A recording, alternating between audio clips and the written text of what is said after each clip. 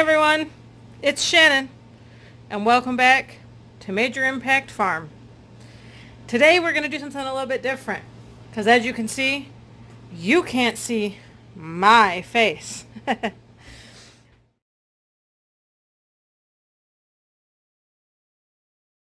In front of us is my collection of fiber. Yeah. So if you follow me on Facebook, you'll know that my name there is Major Impact Farm and Fiber Arts. Well, this is why. I'm a crocheter and a spinner. So I wanted to kind of talk about some of the fiber that I've gotten since I started all of this. Way back when I first decided I was going to start spinning, I decided that I wanted to start now. So I ran right out to the local Michael's and I found these little tiny spools of felting wool. And I spun up everything that I could find on a drop spindle that I made myself. And this is the very first combination. It is not good quality. One of the major things that I've done over the year, or not the years, it hasn't been years since I started. I also, that very first trip to Michael's, bought a notebook. And in this notebook, I've taken notes on the fibers that I've bought and worked with. So this was one of the very first things that I actually did. They call this art yarn when it's all lumpy like this, and it's got weird little twists and spins and all kinds of stuff. So yeah, let's toss that back in the basket. Then I took a few of the colors that I really liked and I hand blended them. So basically I took the fiber and I pulled it apart and laid them on top of each other and pulled them apart until I got this combination, kind of like this. And then what I did after that was I wanted to see what it looks like. So I just crocheted myself a little granny square. Again, not the nicest stuff to work with. It's real scratchy and rough and kind of but it was a good learning experience for me. I learned how to hand blend, and I was still learning how to spin. So like when you look here, I don't know if you can see that, you can see that there's some spots like up here that's fairly thin, and then spots like this here which are thick. That is all part of the learning process. But I like that when it turned out pretty. It's my colors, so I was okay with that. Here we go. After that, I had a friend who I got my very first rabbit from, and she was like, "Hey, I have this brown fiber that I don't really like. I know you're trying to learn, so here, you can have it." So this is Romney. It's a type of sheep, if I remember correctly. You can see here a piece of the fiber that I had spun that kind of started to fray out. Doesn't show very well. There we go. And then I just stapled a piece of it on here so that I would know what it looked like as just basic yarn. There's a technique when you're spinning called drafting, and we'll get into that at some point. Basically, when you're pulling the fiber,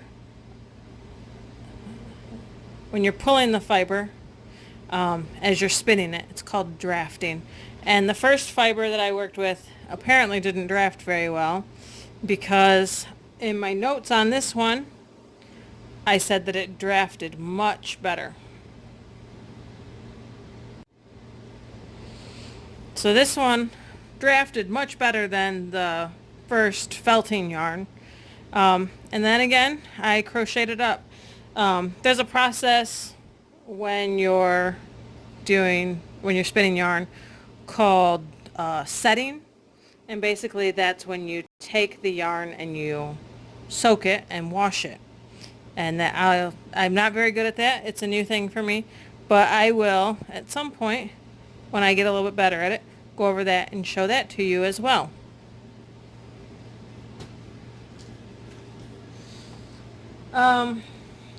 My next fibers are ones that I actually purchased. I also got an actual drop spindle, which I'll go find. 1 second. So this spindle right here, whew, is one that my very first one, I made it myself. It is nothing fancy. It did not spin well, but it was a good learning experience. I just took, oh goodness, medallion and a dowel, drilled a hole through the medallion, shoved the dowel down in there, and put a hook in the top of that I then had to rubber band.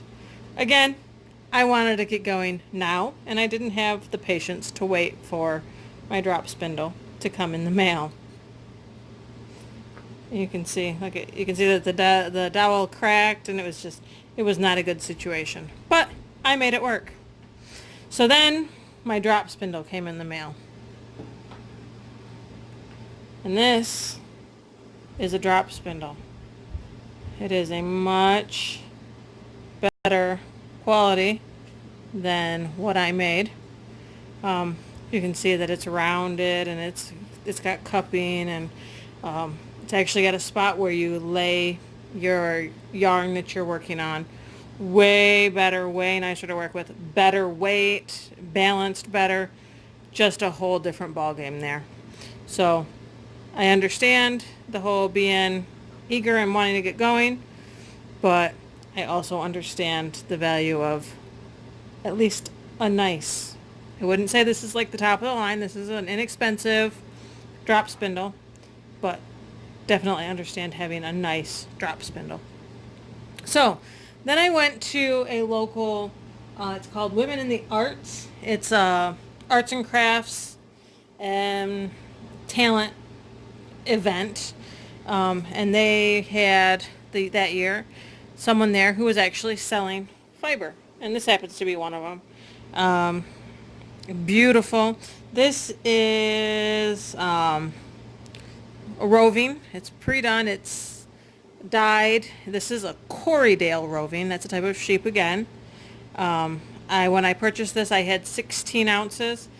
I actually I didn't realize that I didn't get this part in there, so I might have to spin that up and do something else with it. We'll see.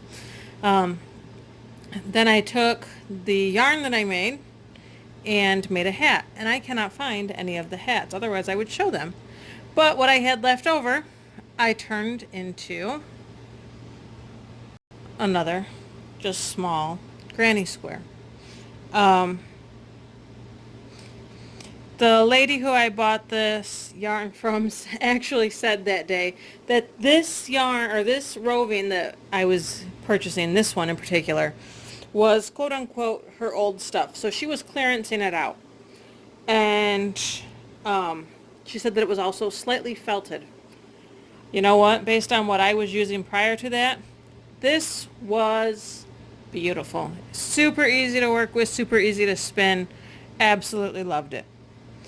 From there, I went on to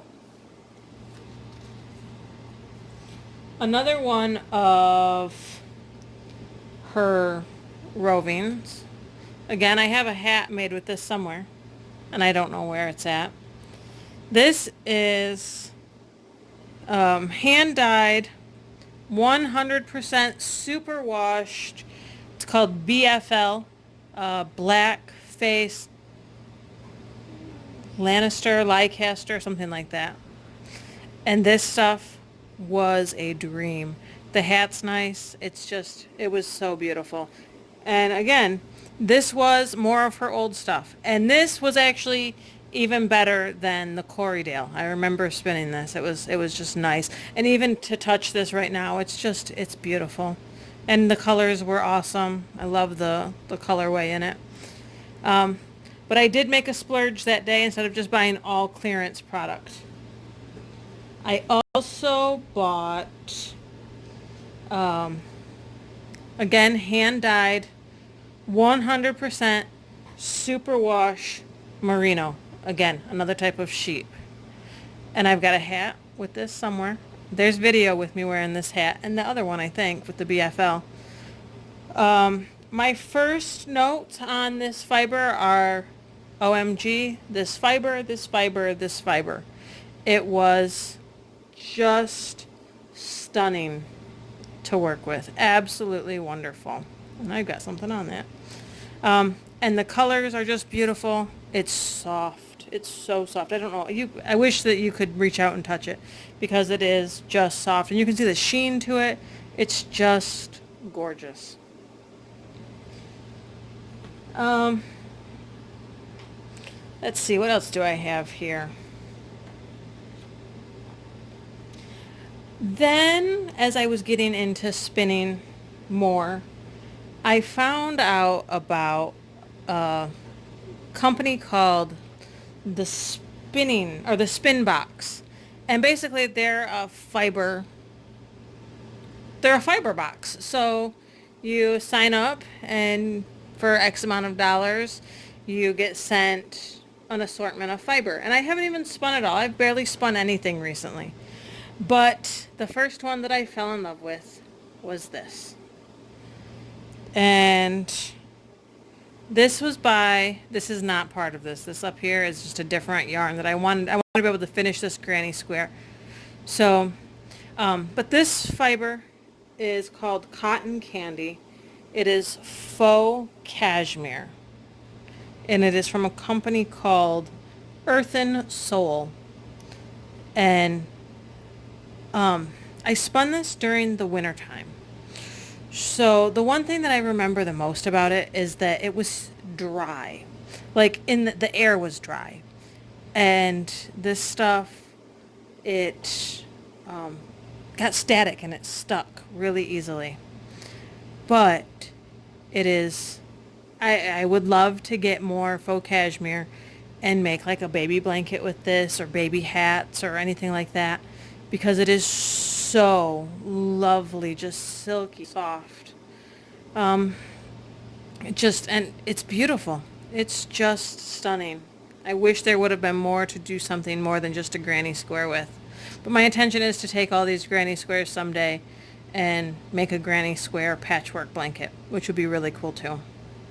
Because it'll be, for the most part, except for spots like this where I had to fill in a corner, for the most part, it will be all stuff.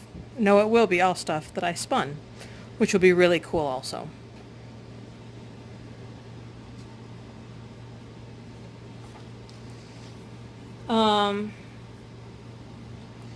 Then I got into, this spinning box was all about like the carnival or under the big top, something like that.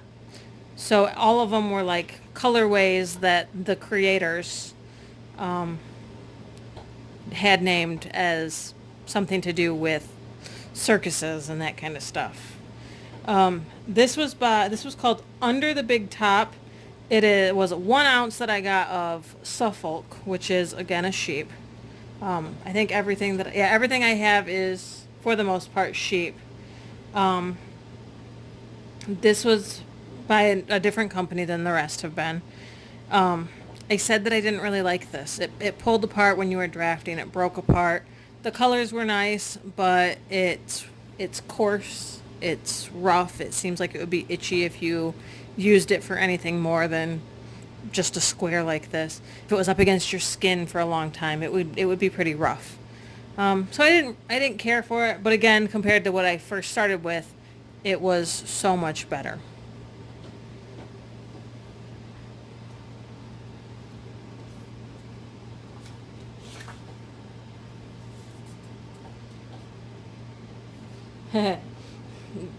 This I haven't actually turned into a granny square yet. Um, I didn't like it. I won't mention the name of who created this. It's a watercolor roving. It's Corriedale. I've decided I don't really like Corriedale.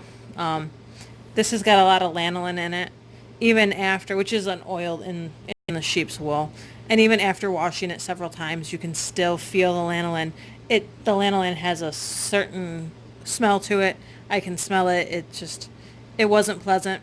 I'll someday work on getting that crocheted up into a granny square and hide it on the edge of a granny square blanket, probably on the edge of that granny square blanket I want to make, because I didn't like it, but and the colorway just wasn't my thing. So, it'll be okay.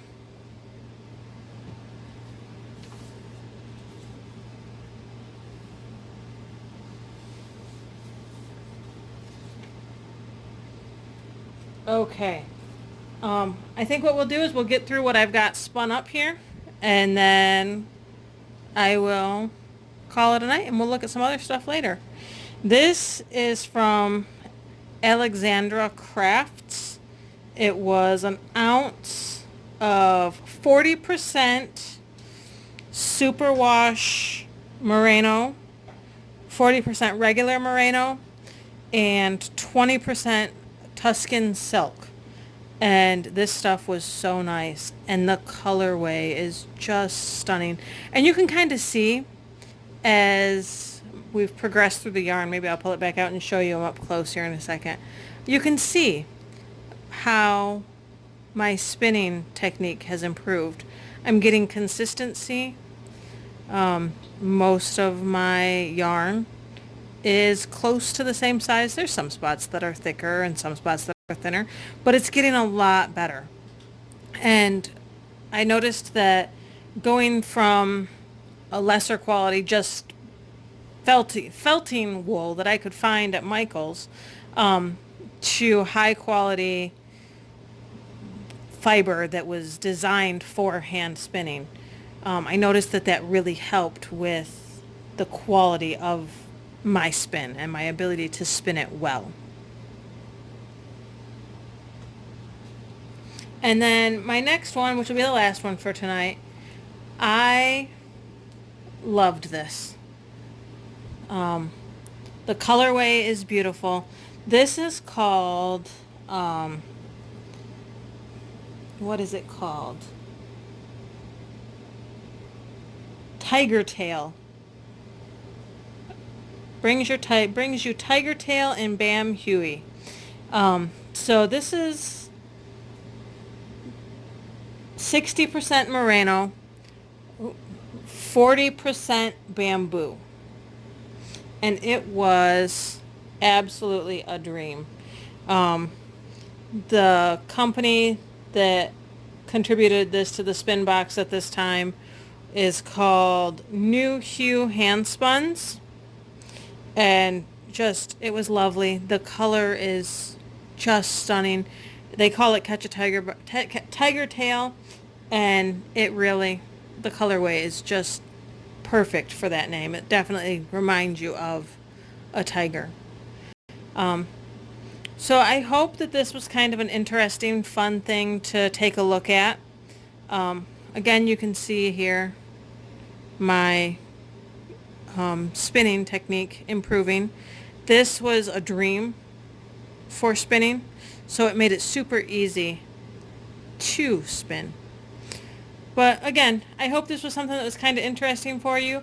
I'm going to try to do some, what I'm going to affectionately call Fiber Fridays, and just kind of go over the different fibers and that kind of stuff that I've got here. And keep in mind that everything I'm doing and have shown you at this point has all been done on just a really basic, or even more basic, drop spindle. So if I can learn how to make yarn that looks like this, sure, it's purchase roving, but I learned how to make yarn that looks like that on something like this. You can too. And that is how I'm impacting my future. How are you impacting yours?